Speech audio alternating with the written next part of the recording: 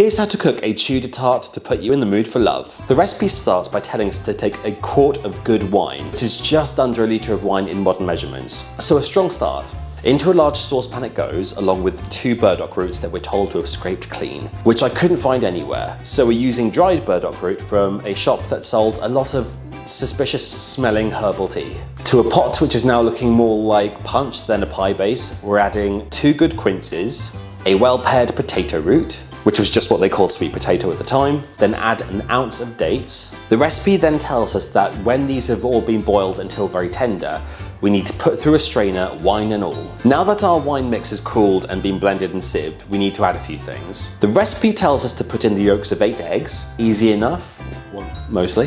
The recipe then goes a bit left field. We're then told to add the brains of 3 or 4 sparrows. So setting the sparrow brains aside for a moment, in goes our egg yolks. We need to add into the mix a little rose water, then to seethe or simmer them all with sugar, along with cinnamon, ginger, cloves, mace, and a little sweet butter, which is what they said for unsalted butter. And then our tart filling is finished. I'm really curious about this one. Happy Valentine's Day.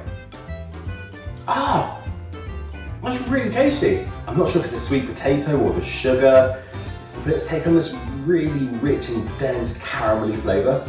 So I think we've learned that if you're looking for something to give your partner on Valentine's Day, they may want traditional chocolates and flowers. But if you go even more traditional, I think they're in for a treat.